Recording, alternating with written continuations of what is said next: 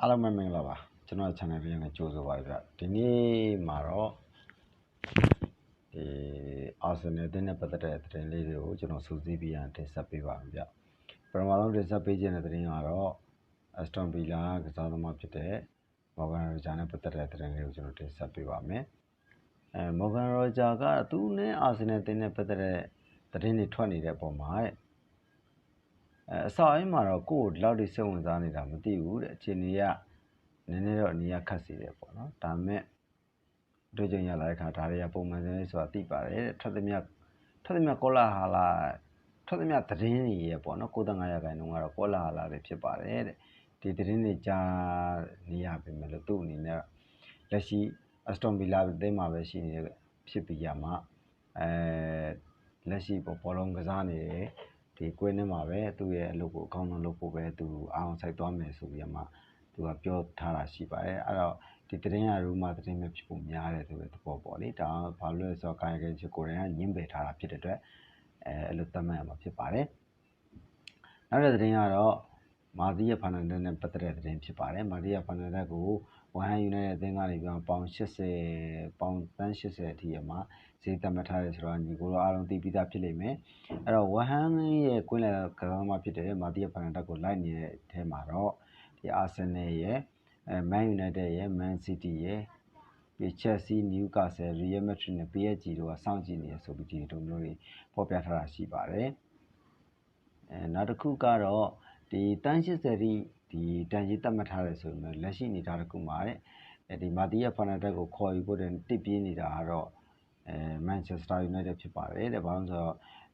မိုက်ကယ်သူတို့ရဲ့နီးပြမိုက်ကယ်ကားရိတ်ကိုယ်တိုင်ကသူ့ကိုခေါ်ယူဖို့အတွက်ကိုဘုတ်ဖွဲ့ကိုဖိအားပေးထားတဲ့အတွက်ဖြစ်ပါတယ်တဲ့ပြီးတော့လည်းဒီမာတီယာဖာနန်ဒက်ကိုယ်တိုင်ကနေပြီးမှမန်ယူနိုက်တက်ကိုပို့ပြီးမှပြောင်းရွှေ့ခြင်းတယ်ဆိုပြီးသတင်းတွေတက်နေရအတွက်ဖြစ်ပါတယ်ဆိုပြီးဖော်ပြထားတာဖြစ်ပါတယ်နောက်သတင်းကတော့အာဆင်နယ်နဲ့နီကိုဝီလီယန်ရဲ့သတင်းဖြစ်ပါတယ်ဒလက်တစ်ဘီဘာဝရဲ့တောင်ပန်ကစားသမားနီကိုဝီလီယန်ကိုအာဆင်နယ်အသင်းကသူတို့အသင်းရဲ့ဘယ်တောင်ပန်တိုက်စစ်အတွက်ကိုပြီးမှခေါ်ယူဖို့အတွက်စောင့်ကြည့်နေတယ်လို့ဆိုပါတယ်သူက2024ခုနှစ်တည်းကစတင်စဝင်စားခဲ့တာဖြစ်ပြီးမှသူစာချုပ်တက်တန်းဘီဘာဝနဲ့တိုးထားပြီးမယ်လို့အာဆင်နယ်အသင်းရဲ့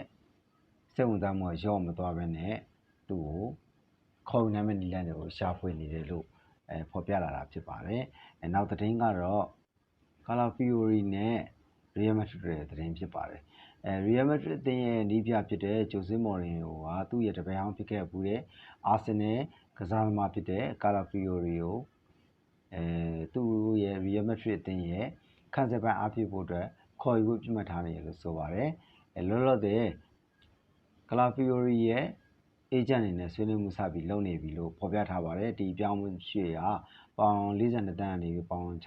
အထိပေါင်60အထိကိုဖြစ်လာနိုင်တယ်ဆိုတဲ့အနေအထားတစ်ခုကိုနာမည်ကြီးဂျာနယ်တွေကနေသုံးသပ်ထားတာဖြစ်ပါတယ်